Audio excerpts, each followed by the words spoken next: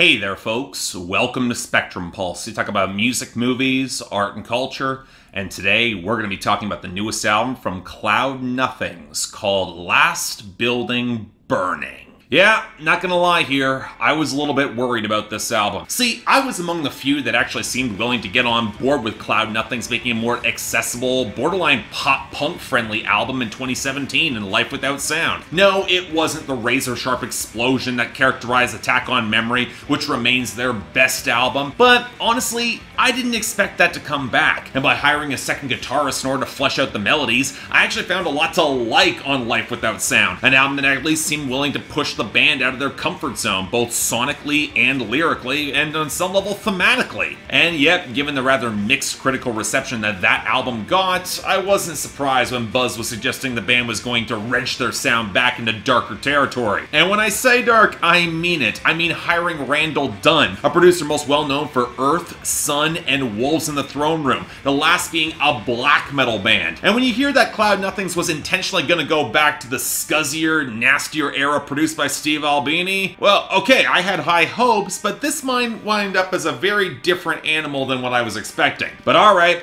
what did Cloud Nothings deliver on Last Building Burning? Well, here's the thing. If you're going to make any sort of analysis on this album, Attack on Memory should not be the only comparison point, because there are a fair few other points from which Cloud Nothings is pulling from that really need to be addressed with this sound, while creating something that really does feel like a different animal from most of what they've made in the past. By far, it's their best album since Attack on Memory. That really can't be disputed, although, again, I would question if it quite surpasses it, although it is getting closer. But I can also imagine folks who got on board after Life Without Sound with its more accessible tones, well, you might be in for a bit of a rude awakening with this one, because it got a lot nastier. But you know what, is that even entirely the case? Again, the comparison can be made to Attack on Memory for the much more aggressive sonic palette and some of the band's tightest ever compositions. But if you look through some of the arrangement choices and some of the hooks, this band has not moved that far afield from some of the catchier side of that last 2017 album. It's just that the tempos are a little bit more aggressive, the progressions they play with a lot more minor chords, and the textures are thicker, enough maybe even to call back to the lo-fi side of Here and Nowhere Else, which I covered in 2014. But the guitar work from both Dylan Baldy and Chris Brown, no, not that one, it's far tighter with a lot more interesting interplay going on. In fact, if we're going to look to where Randall Dunn's influence impacts the band the most, it comes most definitely in the guitar production and the density of a lot of these tones and how the interplay comes together, where a significant amount of feedback is allowed and the howling tone is brought in,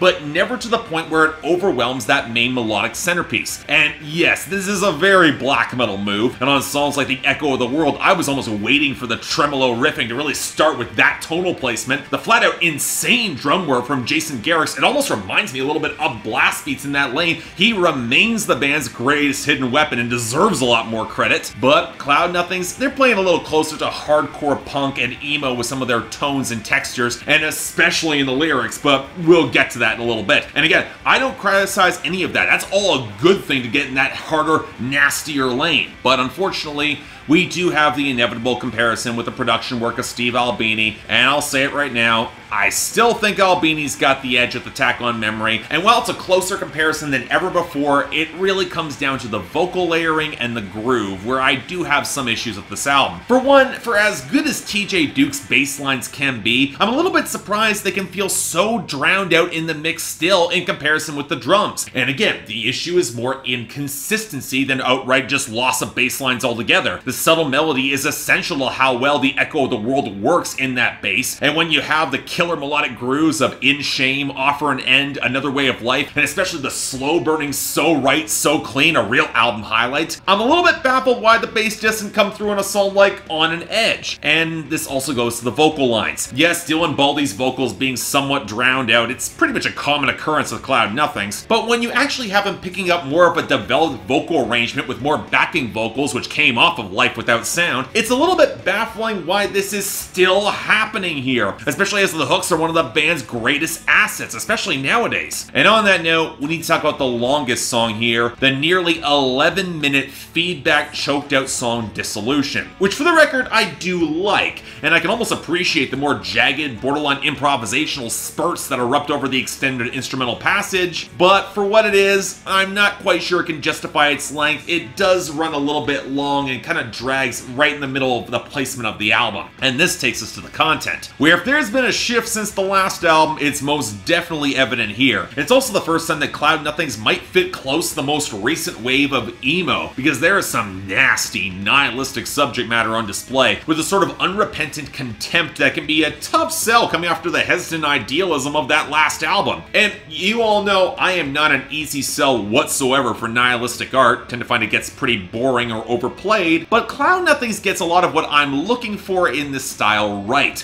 most notably being the framing, namely that none of this is supposed to make them look remotely good, and there's absolutely no disaffected pandering going on. Take Leave Him Now, the sort of song I normally despise is the talk girl into dumping boyfriend song, but it actually manages to work here because our protagonist never frames himself as the alternative, making it very clear that she just needs to be free of this guy and alone to think about what she really wants. Similar case with In Shame. He's acting like a total asshole on the song on a massive ego trip, but it's undercut at every turn because he's clearly acting out for attention and nobody's gonna give it to him then or now or maybe even in the future. Then there's Dissolution, where he almost craves the toxic relationship to blunt the loneliness when she's with someone else somewhere else, but again, he's fully aware he's in no shape to be around pretty much anybody, and it's not getting better. The ideal life is not happening, and you might as well deal with the hard endings and maybe something better will come after. And while none of it seems likely, the line "I wish I could believe in your dream" on So Right So Clean is an absolutely vicious one. By the closing song, there is at least some acknowledgement that something has to change, as he's not really going anywhere. He's at least conscious of the feelings of those people around him. He knows he's got to change, and maybe something could be fixed. Likely not with any significant other, it's probably not going to work. There's probably too many bridges burned there, but salvaging any life at the end, it's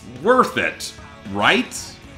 But yeah, Last Building Burning is a dark, vicious, generally unforgiving album to pretty much everything and everyone, setting it all on fire so a new foundation can be laid in the salted ground.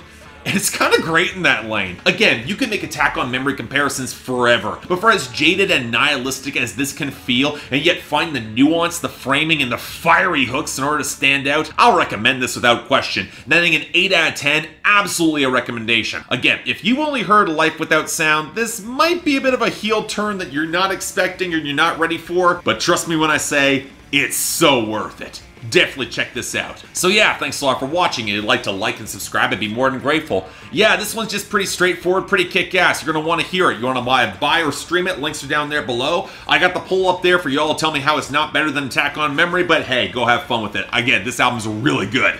Beyond that, anything else I might be able to do to improve my presentation, I'm all ears. If you guys want to get involved in my scheduling process or help support the channel, link to my Patreon is right over there, where 3 times a week you guys get to vote for my schedule, and once a week for the higher tier contributors, you guys get to add albums, movies, or even a top 10 list to that schedule. Want to see my schedule to my Instagram, link down there below. But till then, I'm Mark, you're watching Spectrum Pulse, and I'll see you next time.